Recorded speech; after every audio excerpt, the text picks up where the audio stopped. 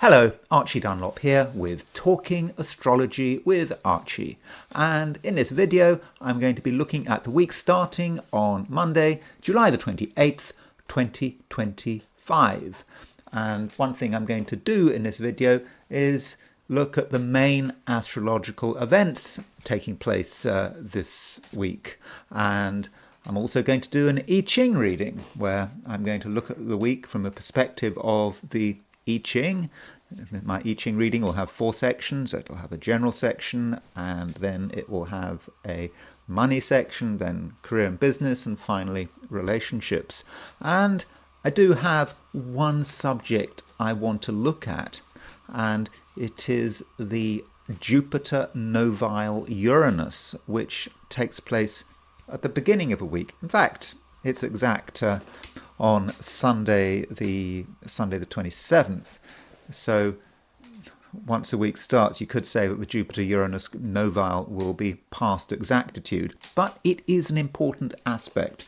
And when we do astrology, we don't usually look at noviles. And so I want to sort of give you some idea about how we should interpret noviles, and in particular this Jupiter novile Uranus. But let's start with this week and how the planets are shaping up at the beginning of a week. So here is a chart for midnight, July the 28th, 2025, New York time. And if you look at this chart, you can see that the moon is in Virgo at the beginning of the week, and so this is a reminder that we have just had a new moon. So the new moon was in Leo, and now the moon has moved on. It's moved out of Leo. It's in Virgo. And it's a new lunar cycle, and there is some objectivity here. It's difficult to find objectivity when you've got the sun and the moon both in the same sign. So the moon is starting to... the new moon is starting to make itself felt, and it won't be long before we can see the moon in the sky.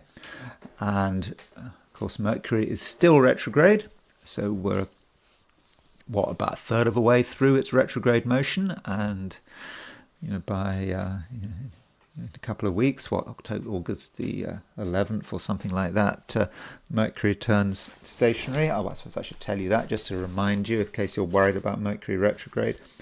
I think it turns stationary direct on August the 11th, which is a Monday at 4:15 Leo. Now, as far as other things are concerned, one thing that is happening this week is that Mars is, from a sidereal viewpoint, Mars will be moving into Virgo. So if you're into Vedic astrology, the Vedic chart is sort of 24 degrees, about 24 degrees behind the Western chart. So Mars is about from a Western perspective, Mars is about 24 Virgo. So it's moving. It's beginning of a week. It will be moving into sidereal Virgo. Now that might be important because we've got the South Node in sidereal Leo, North Node in sidereal Pisces. Is that right? Sorry, sidereal Aquarius. So Mars will be moving into a different sign from the South Node, from Ketu. And so we could say that Kalasapa Yoga is well and truly over. We've had this period where we've had Kalasapa Yoga, where you've had all of the planets on one side of the nodal axis, and I have sort of emphasized this. This has really sort of turned things upside down. But this Kalasapa Yoga, the time of the snake, is now coming to an end, and so that might be important. Will it stabilize things? I'm not convinced. I mean, it's one thing with Kalasapa Yoga has been sort of turning things upside down, and so Kalasapa Yoga is no longer an issue, but other things will come into play. And as I I'm really starting to think this this full moon, the next full moon, on when's the next full moon? It's next full moon's on August the 9th, I think. Next full moon is on August the 9th. I do think that is quite a dramatic time. I think it's there are other things going on, because we've got that full moon and it comes very very close to Mercury going stationary direct, and you've got a Mars-Saturn opposition, and it does look problematic, that full moon. And we'll have to see. Now, as far as this week is concerned, the beginning of a week, the start of a week, we have Mercury making semi-squares to Venus and Mars. So on Monday the 28th, Mercury makes a semi-square to Venus, and on Wednesday the 30th of July, we have got Mercury making a semi-square to Mars. So you can actually see the midpoint here. There is our Venus-Mars square, and we thought that this Venus-Mars square was fading into the background because it's not exact anymore. It's breaking up, that Venus-Mars square.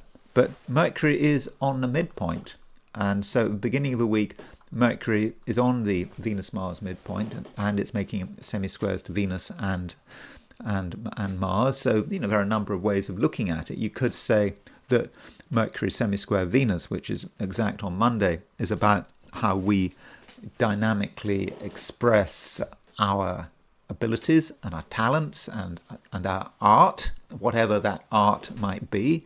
And then Mercury semi-square Mars, well, you've got things to say, and you might want to say those things quite aggressively. And then we've got Mercury on the Venus-Mars midpoint. So what does Mercury on the Venus-Mars midpoint, what's that about? It could be about talking about intimate subjects. Venus-Mars. Venus-Mars is a very sexual square, and so Mercury on the Venus-Mars midpoint, certain delicate subjects, perhaps of a sexual nature, perhaps need to be discussed. I mean, that's one interpretation of Mercury on the Venus-Mars midpoint. A more general interpretation might be to say, well, Venus and Mars is quite a charismatic pairing. It's about attractiveness, and it is quite dynamic, and so Mercury on the Venus-Mars midpoint could be silken words, being charming and attractive through one's use of words and how one pitches one's voice. Then moving into the week, and by Thursday, Venus is moving into Cancer. Venus, I think it's on Thursday, the 31st, that Venus moves into Cancer, and so that's an important change. Venus is out of Gemini, and so that means that Venus is starting a run up to a conjunction with Jupiter, and so. Very different. Venus in Gemini moving to Venus in Cancer. Venus in Gemini is not especially committal, is it? Venus in Gemini, a double-bodied sign, but then it moves into Cancer and it becomes more sentimental, it becomes more emotional. I've got Venus in Cancer in my chart, and although it might not always seem apparent, you can see with Venus in Cancer, there can be a maudling sentimentality to Venus in Cancer. I think I have my own maudling sentimentality. I try my hardest to keep it to myself, but it is there, and you might be aware of this this sentimentality, and sentimentality can feel a bit sort of cloying and not what one wants to express. But there may be a place for sentimentality, and also in general for expressing one's feelings and being emotional. It may not be such a bad thing in the right situation, with the right people. And also on Thursday we have got Sun conjunct Mercury, and Mercury is going retrograde, makes a conjunction of Sun, and there's always this controversy with Sun conjunct Mercury. Is it fortunate or is it not? You could say that when the Sun is exactly conjunct Mercury, it makes a Cazimi conjunction, and so somehow Mercury is strengthened by its conjunction with the Sun I'm not convinced. You could argue that Mercury's position is at its absolute worst now. It's retrograde, and it's conjunct the Sun, and it doesn't get any worse than that. And then, in less than a week, less than a fortnight after that, you've got Mercury going direct, and its conditions slowly start to improve. Then, it's August. Friday is August, and on Friday we have got Venus making squares to Saturn and Neptune, because Venus has gone into Cancer, and so Cancer is a cardinal sign. So when it goes into Cancer, it straight away makes squares to Saturn and Neptune, and so one way of looking at that is to, forget the fact that it's Venus. It's just a trigger planet. It's like a detonator. And so the end of the week, beginning of August, Saturn and Neptune could be very strong. It's almost like there being an exact Saturn-Neptune conjunction. I mean, they're close as it is. And then with Venus bringing them together, there could be a lot of fear, and from a negative view. At the same time, one is trying to create something which is impossible to create. I mean, maybe not impossible to create, but it's so difficult to define, but one's trying to give it substance. And then you've got Venus square Saturn, Venus square Neptune. If you look at those aspects separately, Venus square Saturn, Venus in Cancer is very emotional, but square Saturn, the expression of our emotions might not be welcome, or it might move on to Venus square Neptune, which is emotions, getting emotional, having fantasies, but where's it going? And so that is a bit of a couple of problem aspects there. But I will be looking at those aspects in greater detail, when the time arrives. And finally, Friday the 1st is first quarter moon. Moon is square the Sun, so this is an important stage in the lunar cycle, when the new lunar cycle needs to find manifestation. We had the new moon, I think it was on July the 24th. Now we've got August the 1st, we've got first quarter moon. And so the question is, what you're going to do? We're in a new moon, and so you've now got to... we're in a new lunar cycle, and now you've got to get it together before it's too late. It's going to be the full moon soon enough, and we know about that full moon. Full moon is not going to be easy, and so with this first quarter moon, it would be time to sort of get ourselves together and decide, what this lunar cycle is all about. And one aspect we have right at the beginning of the week is a novile between Jupiter and Uranus. In fact, this novile is on Sunday the 27th. On Monday it's still there. The novile, you can spot the novile quite easily, because it's a 40 degree, it's a 40 degree aspect. So there's Uranus at 0 degrees Cancer, you add 30, that takes us to 0 degrees Capricorn, add another 10, and that's 40. So what is a novile, and how do we interpret it? I mean, here's the exact moment of the novile on July the 27th, which is a Sunday. This is actually New York time. I normally go for Westminster London time. This is New York time, so I make it 1:17 p.m. I didn't look that up. I had to kind of do that by trial and error. I had to sort of keep casting charts until I got to 1:17 p.m. when the degrees, minutes, and seconds were all lined up. So it's about then, and there you can see that Jupiter is at 10 degrees 47 Cancer, Uranus is at 0 degrees 47 Gemini, so they are exactly 40 degrees apart. Now, a novile is a series, and it's not just the 40 degree aspect, it's also the 80 degree aspect, when two planets are 180 degrees apart. Because you basically add 40 to 80. Now, if you add 40 to 80, you get 120, which is a trine. So a trine, the trine aspect that we all know and love, has a nineness to it. But the trine has its sort of special interpretation. So we move on to the next aspect in this series, and it's the 160 degree aspect. So when planets are 40 degrees apart, 80 degrees apart, and 160 degrees apart, we can regard them as having a novile relationship. They have a nineness to it. And so I suspect that this is an aspect that not many of us use, but there is a view that it's a very important aspect. And from a sort of a harmonic point of view, it can be seen as being a ninth harmonic conjunction. So here's our novile, and if we set up the ninth harmonic by multiplying everything by 9, I probably should do a video about this, about harmonics, but it's at some stage. So if you multiply everything by 9, you can see that Jupiter and Uranus become exact. They make exactly conjunct. So that's what we're talking about.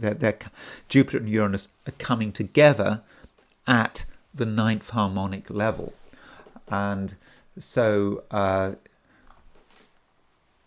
what does 9 mean? Now, one book about harmonics that was, I think it came out in the 90s, was Working with Astrology by Michael Harding and Charles Harvey.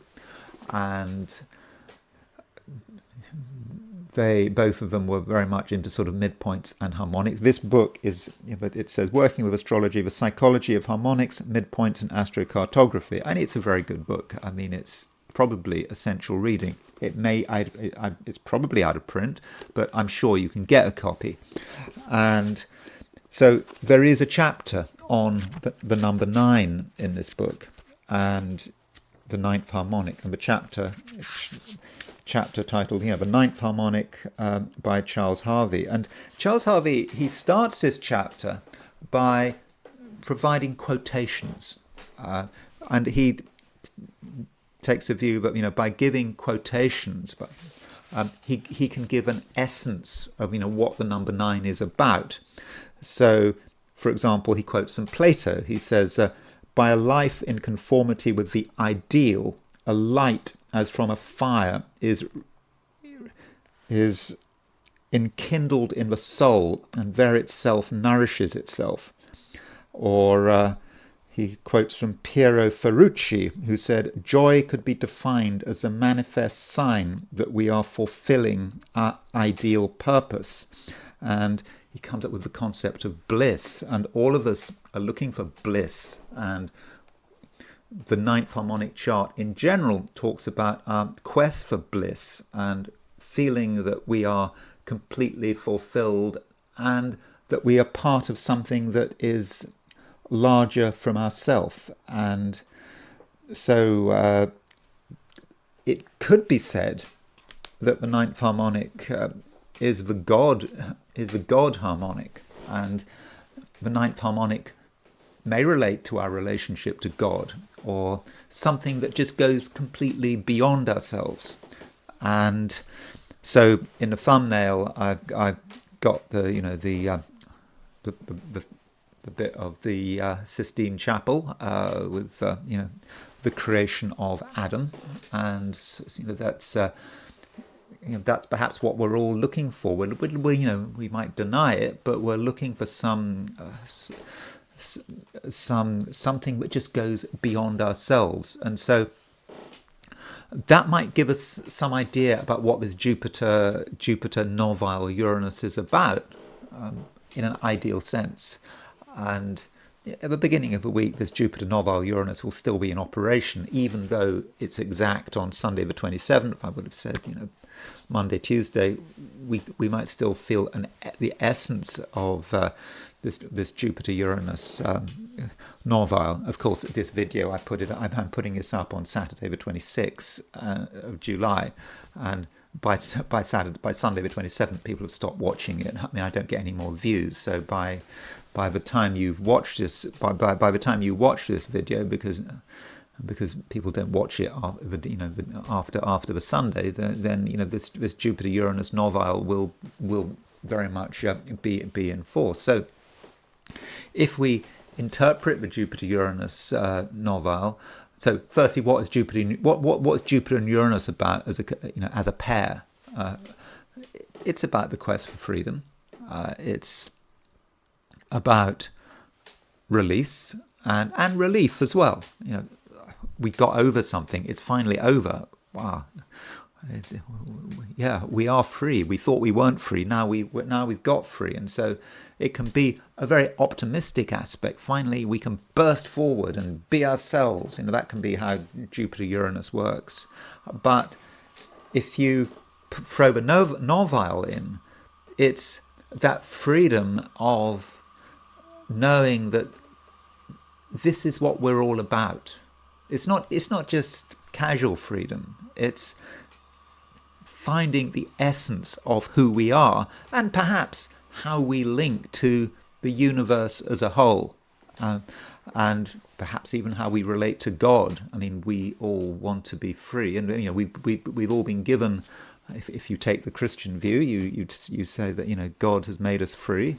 God has given us free will, but we have that free will to pursue our purpose. There's a bit of a contradiction there, isn't there? But at the same time, it can be about moments of expressing ourselves and being part of something larger than ourselves. And I wanted to have a few examples. I wanted to really try to focus on the positive. And so my examples of people, I had some negative, some really unpleasant characters who had Jupiter, novile, Uranus in their horoscopes, but I wanted to focus on the positive and just look at people who seem to be using it in what supposedly is the right way. And though with the events are negative, and one maybe has to see an aspect like a Jupiter, novile, Uranus in a negative light as well as a positive light. Freedom for who? We can have contaminated views about what is freedom, what is God. I mean, people do horrible things in God's name, and so that might be one aspect of Jupiter, novile, Uranus. And so if we look at some examples, there was a nerve gas attack in Japan, in the city of Matsumoto. So the Matsumoto nerve gas attack took place on June the 27th, 1994, and this was not the sarin attack on the metro, on the Tokyo Underground. This attack was done with sarin, but it was done not in Tokyo but the town of Matsumoto, and the Aum sect. I think they wanted to set up a headquarters in Matsumoto, and there was a big petition against them setting up this headquarters, and they're also annoyed with some judges, and so they released nerve gas in the town of Matsumoto. I think something like 8 people were killed in this attack, and they had fans to try and get the sarin nerve gas to form an aerosol. And where is this? How does this link to Jupiter Uranus? Now, as far as what kind of aspect we're talking about, this is not a 40-degree aspect. This is an 80-degree aspect. So you could say, well, it's a binovile if you want to give it a name. And so at the time, June the 27th, 1994, there was a sort of Jupiter-Uranus novile feel, and the Aum sect interpreted it in a different way. This was the beginning of their release, their freedom to do what they liked. That was their connection with how they saw as the divine, spreading nerve gas everywhere. I mean, that gives us the idea that you can have contaminated ideas about freedom. And another terrorist attack was the Beslan attack in Russia, when a school was attacked by Islamic, I think they were Chechen terrorists in 2004. And there was this time there was a Jupiter, I don't know how you'd say that. There was Jupiter and Uranus were 160 degrees apart. So it was on the novile series 40, 80, You skip 120 because that's a trine, and the next one on is 160, and so you have to look at that from the perspective of the terrorist. Of a terrorist, what were they thinking? They burst into the school. Jupiter, Uranus are free to do what they liked. They thought they were serving God as well as their Chechen cause. Was it Chechen? I think it was Chechnya. And so Jupiter Uranus isn't always positive, and it can be quite horrific. And maybe on some terrible level, the Jupiter Uranus novile help the attack become successful. And you can have moments with Jupiter novile Uranus where you do feel freedom. Finally, it's over. Something that has been oppressing you, something that you've been fighting against, finally goes. And here is a chart of the fall of Saigon. When the North Vietnamese finally took Saigon, and you had helicopters flying off the American embassy. So so if you were sort of anti-American, or if you were Vietnamese or North Vietnamese communist, this would be a real Jupiter Uranus experience. And so there's Jupiter again. So Jupiter and Uranus. This is in the 160 degree aspect, and so if a very exact 160 degree aspect between Jupiter and Uranus when that happens. So you can imagine, if you're a North Vietnamese communist, probably an atheist, you don't believe in God, but you believe in the cause, you believe in Vietnam, and you believe in the party, and finally it's over. Saigon has been taken.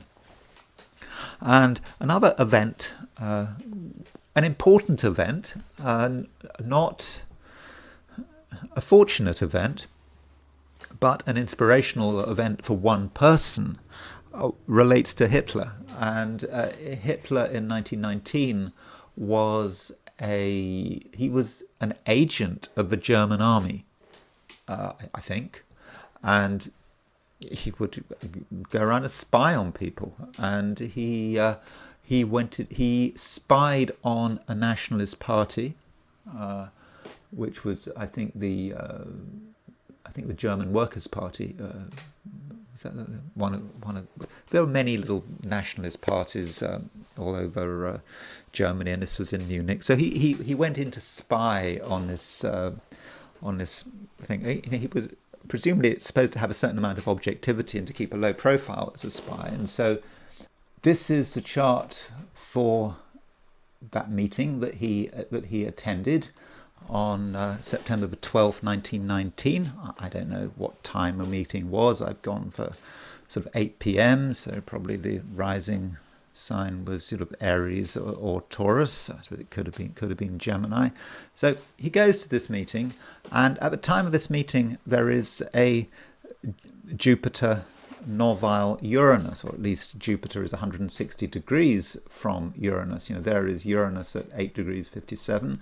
There's Jupiter 843, so there's a pretty close novile series aspect between Jupiter and Uranus. So, what does he do when he goes there?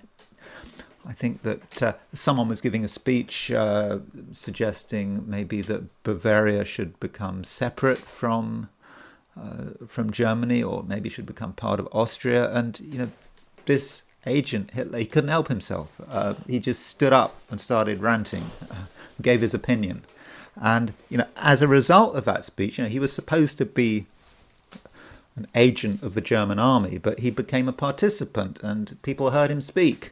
And the moment they heard him speak, he got recognised. Members of a party came up to him and they wanted him to speak again, and they wanted him to become part of the party. And well, the rest is history, isn't it?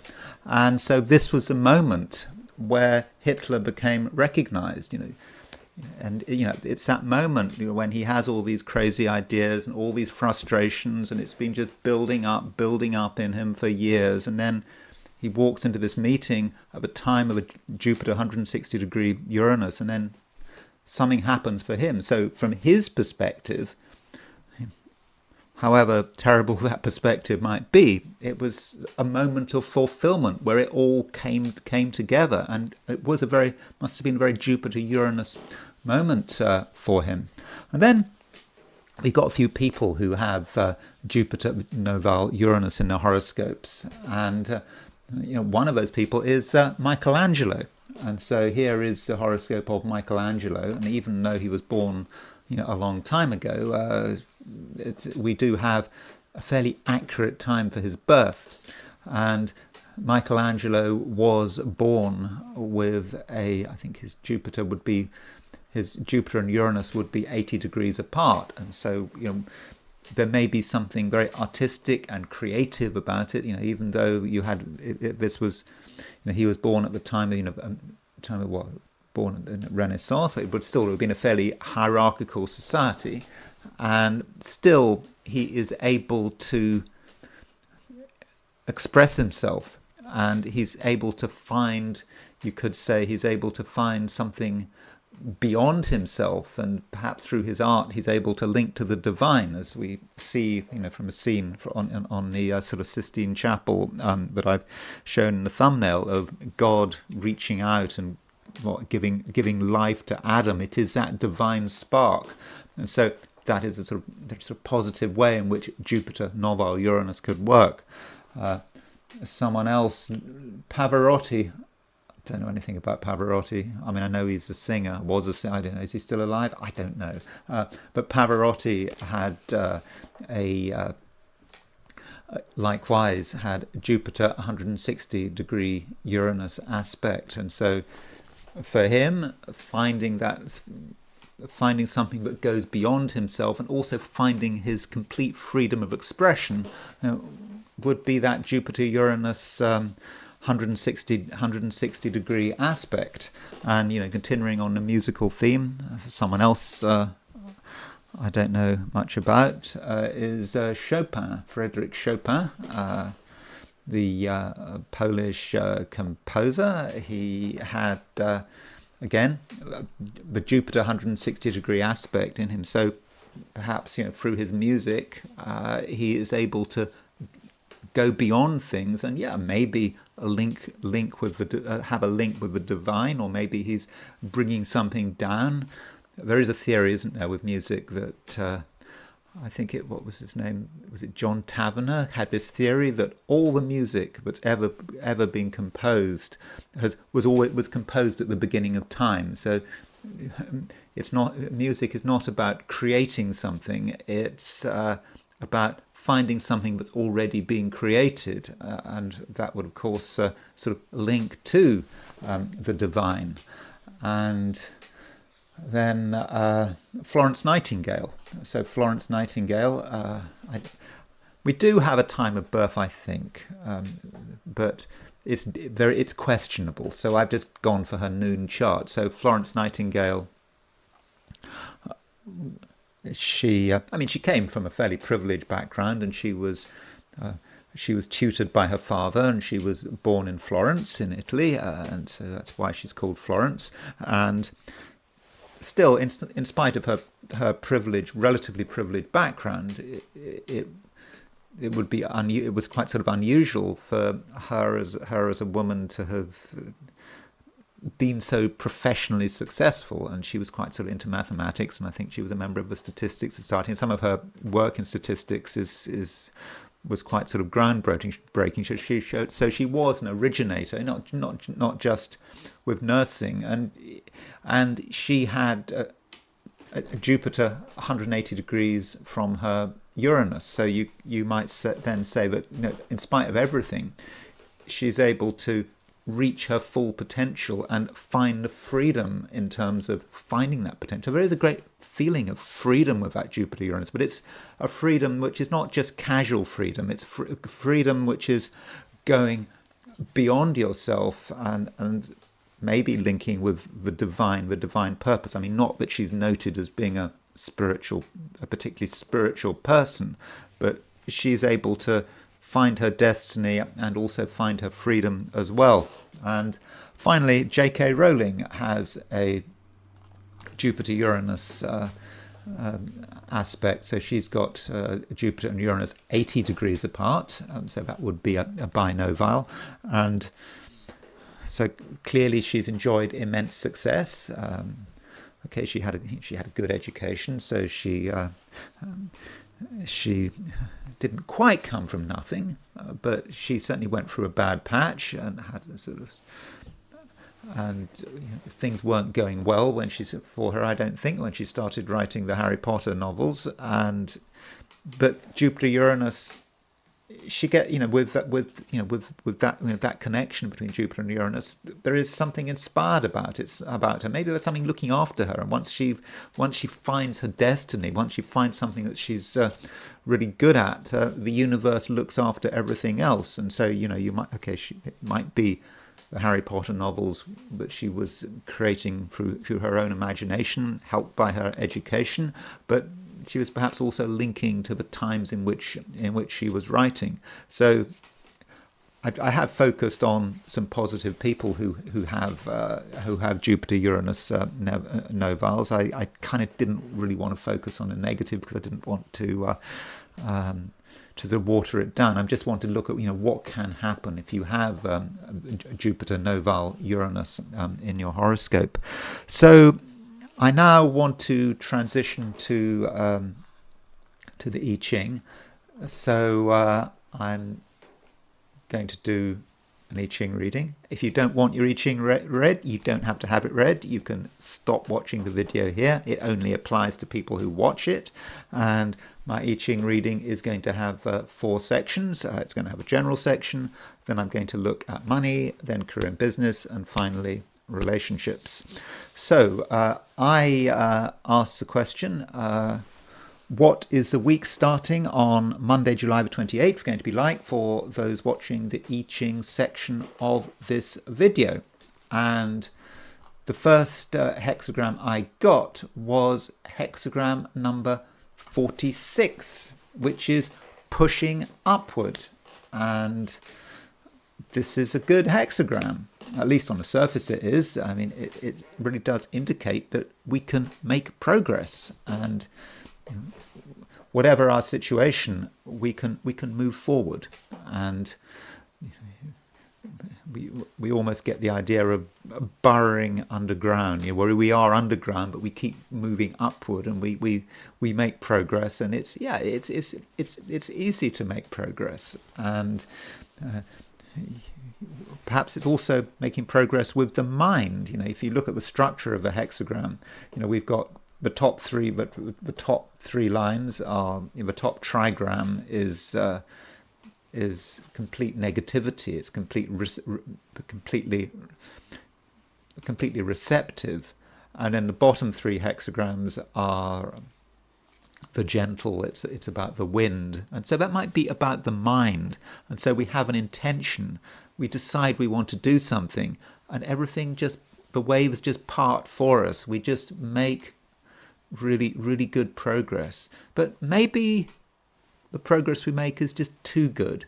That is possible. And the problem here is that the third line moves. So the third line moves. So third line in the I Ching is often not particularly fortunate. And what the I Ching says about the third line moving is that you push upward, yes, but you push upward into an empty city. So you make all these efforts and potentially you get nowhere. I mean, that's one interpretation. You've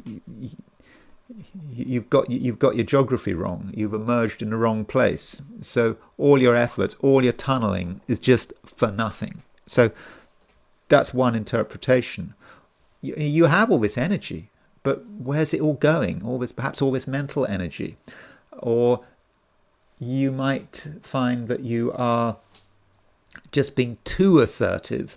Sometimes, if you're too assertive and you throw your weight around, you get results, but how long do those results last? You might have caused so much damage that it's just not worth it. And a final interpretation would be that you are following the wrong rules. You're following the past. Yes, by the standards of the past, it would be very easy to do things, but the regime has changed, and because the regime has changed, you might be wasting your time. And so what this indicates is that don't be too impressed if you start making a lot of progress. If something is really easy this week, then maybe your alarm bell should be sounding, because you might be going in the wrong direction, or you might not be aware that the situation has changed. So at best, there is a possibility here of a lot of time being wasted. At worst, you could just get yourself into a situation that it's very easy to get into. There's not much resistance, but once you're in there, how do you get out of it? And so, again, pushing upwards, you make a lot of progress. You're digging a tunnel, and then what happens at the end of the tunnel? You've got to get back. What if there are cave-ins? So that might be one way of looking at pushing upward. Now, third line moving does mean that it moves to a second hexagram, and the hexagram it moves to is hexagram number 7, which is the army. And this might be telling us that on our own there is perhaps a limit to what we can actually achieve. We might think we can do a lot. We seem to be doing a lot, but the army is telling us, well, if we want to make real progress, we have to actually be aware of where the power is, because that can be one way of looking at the army.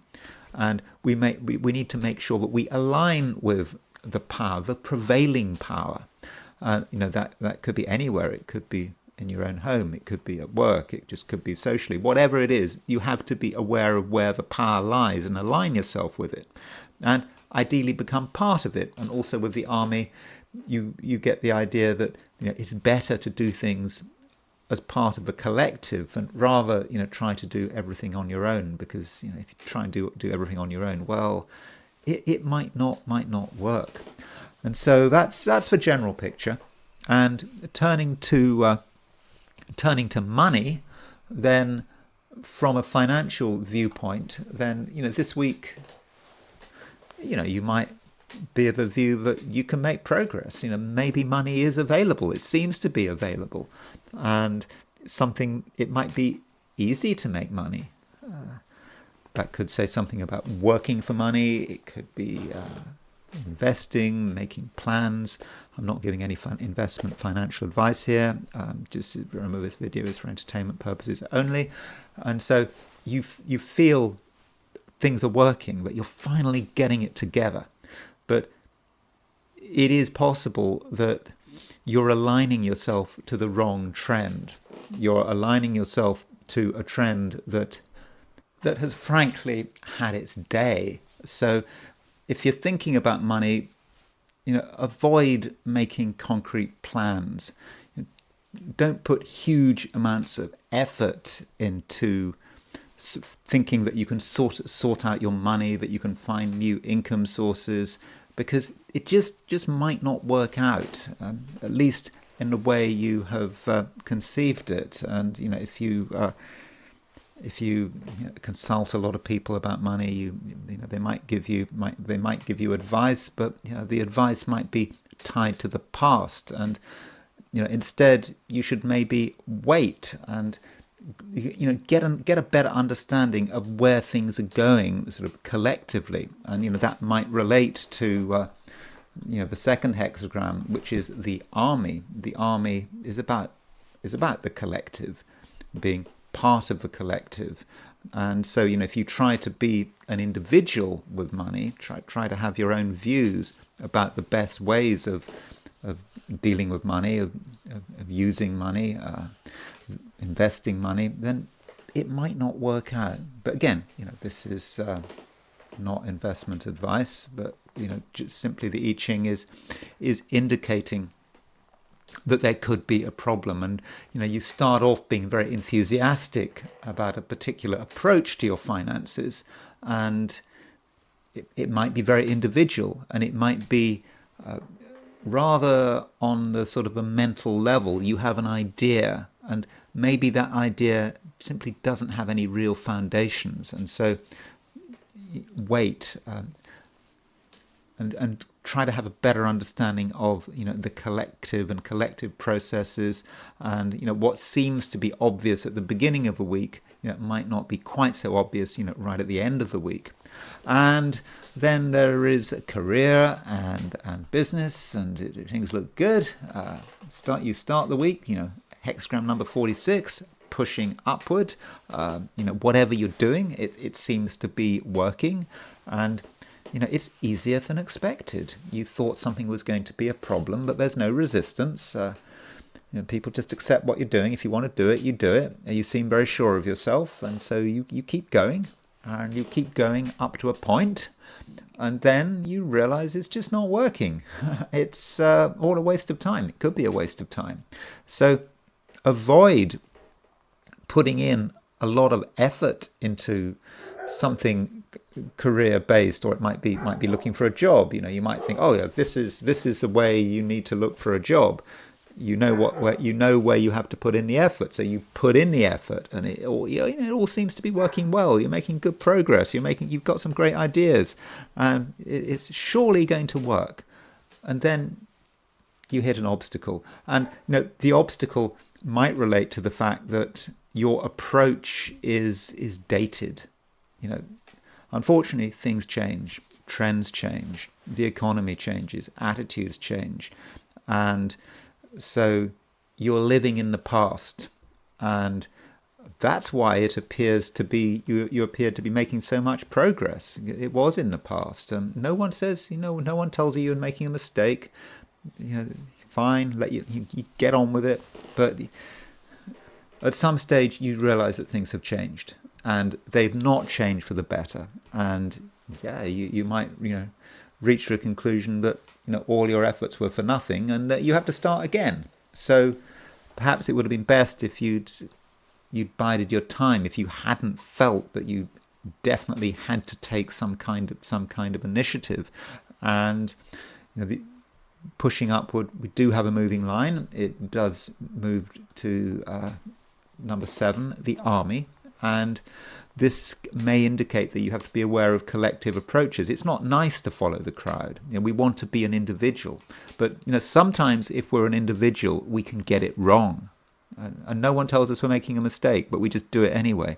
But if we align ourselves with the collective and collective processes, it might be easier, and it might be easier to if you're in a job, to be relying on the team, if you're a team player, even if you're not a team player, because that's what the army is about, being part of a group.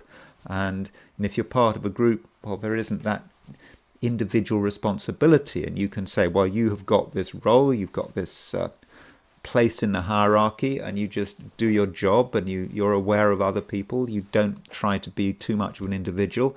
And that doesn't sound very nice, but this week that might be the best approach.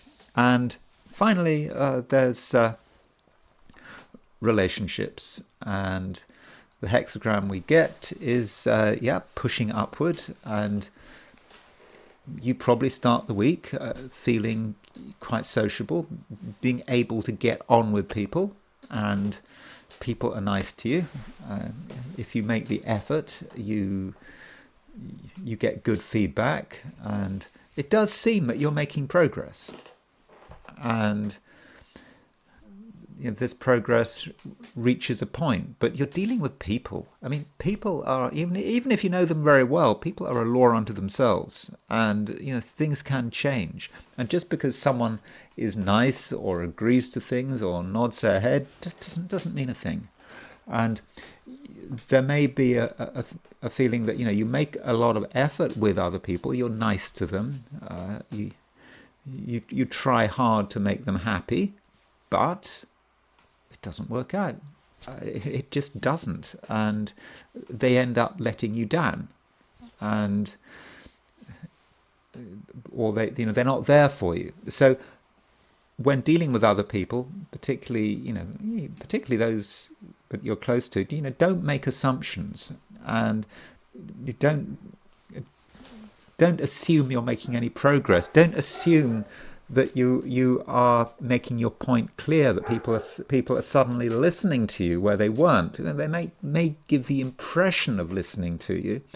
You may feel that you're being very persuasive, but it could be an illusion. And when it comes down to it, it's as if it didn't happen. And so in relationships, there is a possibility sometime during this week there could be a great feeling of disappointment. And then you move to a second hexagram because the third line moves, and we move to hexagram number 7, which is the army. And this is about the collective, and it is about doing things with other people, but not really on an interpersonal level. It's more about the group. It is about the collective. And so in that sense, you might make some progress. And so perhaps you shouldn't spend too much effort trying to make sort of individual links. You really try and get on with this person or that person. That kind of factionalism probably isn't going to work. Instead, you should be trying to get on with everyone, with the whole, and also seeing your role here. And so it is more about the group rather than individuals. And if you can start to think about things as a group process rather than an individual process, then the area of relationships should be easier to deal with. But generally speaking, relationships at a one-to-one level this week, I wouldn't put too much effort into it, because in the end you might be disappointed. And that's it. That's all I'm going to say for this week. I'm sorry the I Ching was rather negative, but as I always say, it's just a week, and next week is likely to be very different. So thank you very much for listening. If you enjoyed this video, I'd be very grateful if you were to like it. If you're not subscribed, I'd be super grateful if you were to subscribe. If you want to buy me a coffee, there's a link in the description, and I will talk to you again very soon.